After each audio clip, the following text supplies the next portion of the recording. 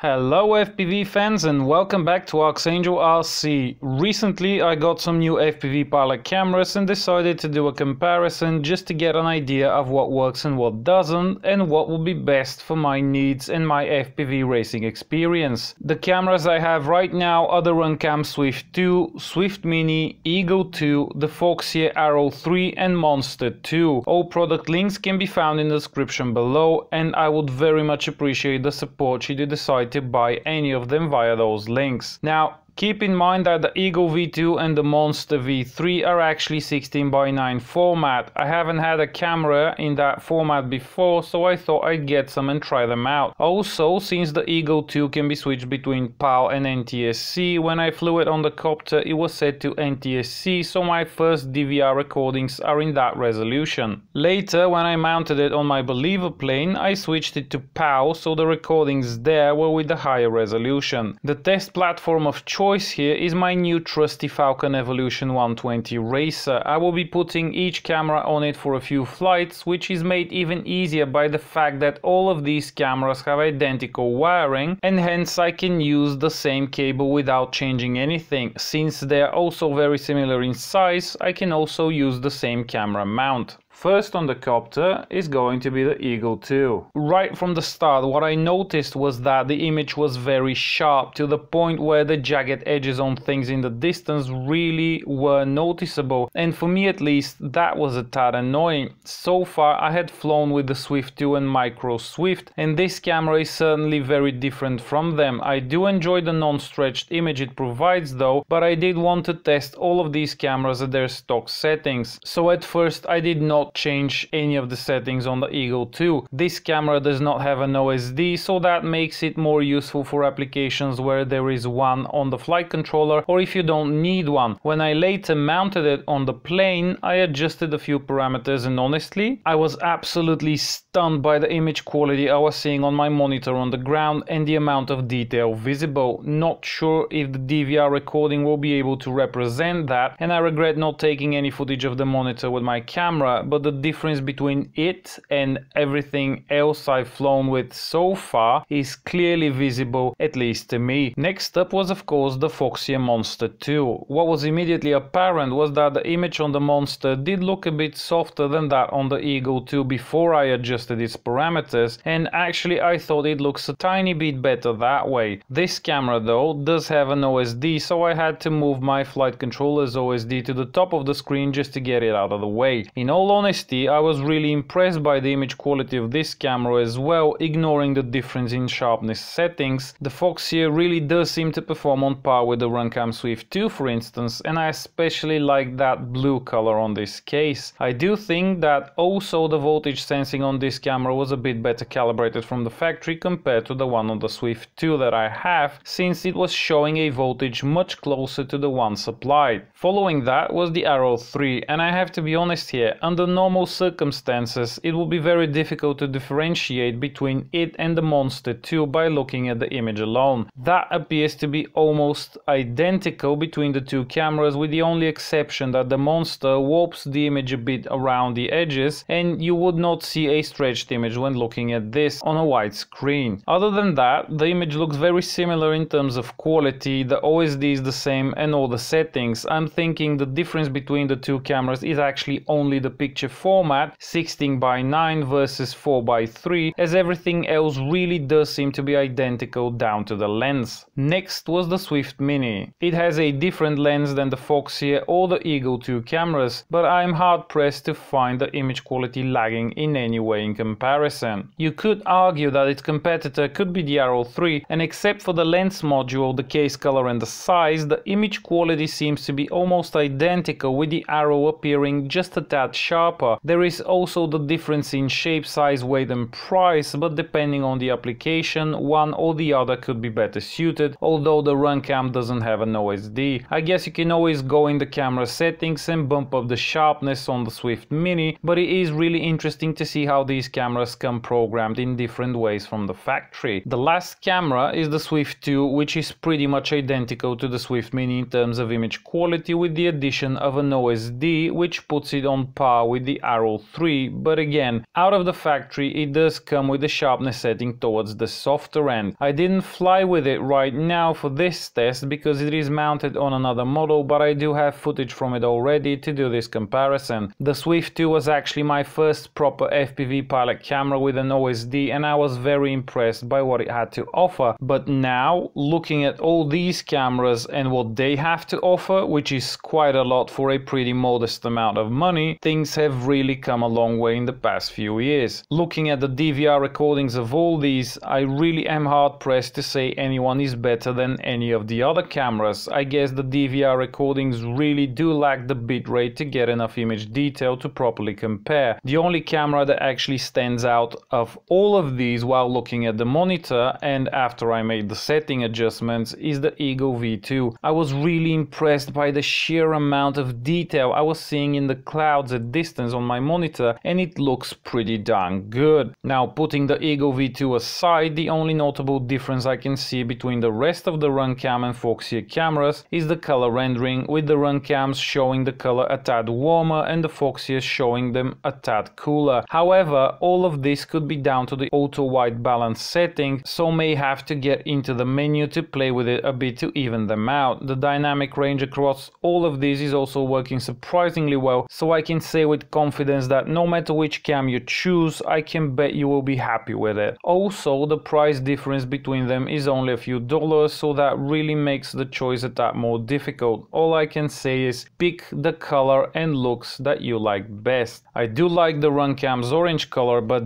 damn, I love that nice blue on the Foxeers. Only need to decide where to use the 16:9 cameras and where to use the 4:3 cameras. We'll need to do more testing, but I think 4:3 with a wider lens should be better suited to racing quads for track use, while narrower lens might be better suited for freestyle flying. As for the 16:9 cameras, for me personally, they would be better suited on planes, and in particular the long range kind, because lens angles etc. really don't make much of a difference there, but image quality and detail in the distance do, hence why the Eagle 2 got mounted on the Believer. However, this is my personal opinion and everybody is free to use these as they please as long as they're happy with that. Now, I know this is not your typical technical review and pixel comparison and lines comparison and so on and so forth, but this is a comparison of how I would use and how I see these cameras. All I can say is they are all very good and they are all worth it, so basically it comes down to personal preference. I hope somebody would find this video useful, and if that is so, please give it a thumbs up and subscribe if you haven't already, and also like and follow me on Facebook for daily updates. As usual, all product links are in the description below for those interested in any of them. I wish you successful FPVing, and until next time.